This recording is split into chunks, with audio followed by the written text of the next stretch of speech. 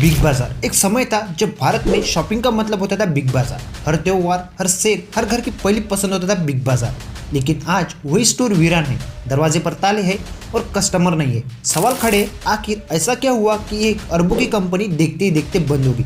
क्या सिर्फ ये एक बिजनेस की गलती है या इसके पीछे कोई बड़ा खेल है? आइए जानते हैं आज की इस वीडियो में बिग बाजार की पूरी कहानी को।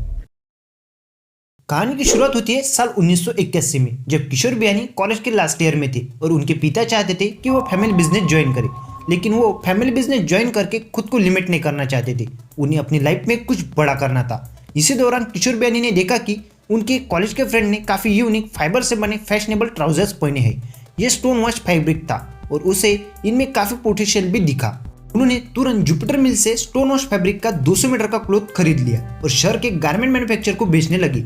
अगले 6 महीने में ही उन्होंने लाखों का बिजनेस भी कर लिया था, जिसके बाद उन्होंने खुद का स्टोर भी खोला था। उसका नाम रखा था पतलून। 2 साल बाद उन्होंने 7 लाख रुपए लगाकर मेंसवेयर नाम की कंपनी शुरू की, जिसमें उन्होंने खुद ही ट्राउजर मैन्युफैक्चरिंग स्टार्ट कर दी थी और अपनी नई ट्राउजर का नाम रखा था पेंटलून। और आगे चलकर कंपनी का नाम भी पेंटलून रिटेल में बदल दिया गया और लोगों को भी उनके ट्राउजर्स काफी पसंद आने लगे थी, जिस कारण उनके ट्राउजर काफी पॉपुलर भी हो गए। साल 1994 तक पूरे इंडिया में पेंटलून के 72 फ्रेंचाइजी खुल चुके थे। उसी दौरान किशोर बियानी ने देखा कि इंडिया में लार्ज फॉर्मेट रिटेलिंग का ट्रेंड बढ़ते जा रहा है, जिसके बाद उन्होंने भी कोलकाता में पेंटलून की पहली लार्ज फॉर्मेट रिटेल की स्टोर खोली थी और उस समय ये पूरे कोलकाता की सबसे बड़ी स्टोर भी थी। उन्होंने अपने स्टोर में कलर साइंस, लाइटिंग और लुक एंड फील के थ्रू कस्टमर से कम्युनिकेट किया जाता है और एक नया प्लेजर शॉपिंग एक्सपीरियंस भी दिया जाता है। इसी स्टोर में उन्होंने मेंसवेयर के साथ ही वुमेन और चाइल्ड वेयर भी लॉन्च कर दिया था। इन स्टोर को अच्छा रिस्पांस मिलने के कारण साल 1999 तक पेंटलून के 13 मेगा स्टोर भी खुल चुके थे और अब किशोर बियानी को इंडिया का रिटेल किंग भी कहा जाने लगा। जिसके बाद उनके दिमाग में एक ख्याल आया, क्यों ना एक ऐसा स्टोर खोला जाए जहां पर लोगों को किराना से लेकर होम अप्लायंस की सारी चीजें मिल जाए।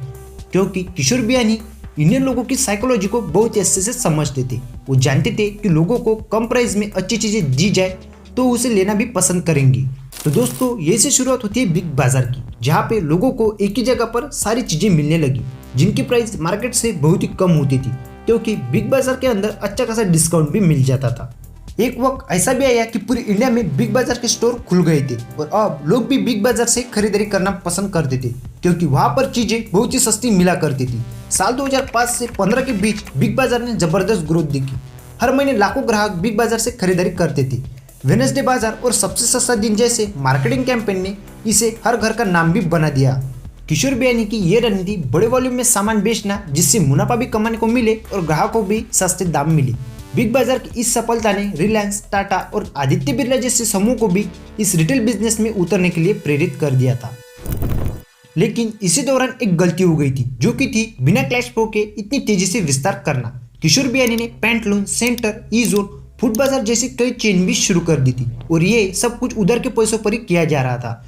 किशोर बियानी ने बहुत ही सारे लोन लिए और बड़ी उम्मीद से बिजनेस को फैलाया, लेकिन धीरे धीरे इन लोन का बोझ बढ़ते गया और ग्रुप के ऊपर अरबों का कर्ज भी हो गया। साल 2016 के बाद अमेजॉन, फ्लिपकार्ट और जियो मार्ट जैसे ई कॉमर्स प्लेटफॉर्म ने भारतीय मार्केट में तहलका मचा दिया था, क्योंकि लोग ऑनलाइन सामान मंगवाने लगे। डिस्काउंट, डिलीवरी और कैशबैक का ऐसा जाल फैला कि बिग बाजार जैसे ऑफलाइन रिटेल पीछे छूटने लगी, क्योंकि बिग बाजार डिजिटल ट्रांजैक्शन को पकड़ ही नहीं पाया और उसका ग्राहकों पर से भी धीरे धीरे विश्वास हटने लगा। साल 2020 में लॉकडाउन के दौरान बिग बाजार को भारी नुकसान भी हुआ। इसी बीच रिलायंस रिटेल ने फ्यूचर ग्रुप्स को खरीदने का ऐलान भी किया। वो भी करीब 24,000 करोड़ रुपए में ये डील तय हुई। लोगों को लगा कि अब बिग बाजार रिलायंस के साथ फिर से उठेगा, मगर कहानी ये खत्म नहीं हुई। बिग बाजार की ये डील जब रिलायंस से हुई तब अमेजॉन ने इसका विरोध किया। अमेजॉन का दावा था कि फ्यूचर ग्रुप के साथ उनके पहले से ही एग्रीमेंट है और उनकी बिना अनुमति के फ्यूचर ग्रुप को बेचा नहीं जा सकता। ये मामला सुप्रीम कोर्ट और सिंगापुर कोर्ट तक भी पहुंचा। इसी कानूनी लड़ाई में महीनों लग गए और इसी बीच बिग बाजार का बिजनेस नीचे गिरता चला गया। साल 2022 की शुरुआत में रिलायंस ने बिग बाजार की करीब 900 दुकानों पर कब्जा कर लिया। एक एक करके बिग बाजार के बोर्ड हटाए गए और वहां पर रिलायंस स्मार्ट बाजार के बोर्ड लगाए गए।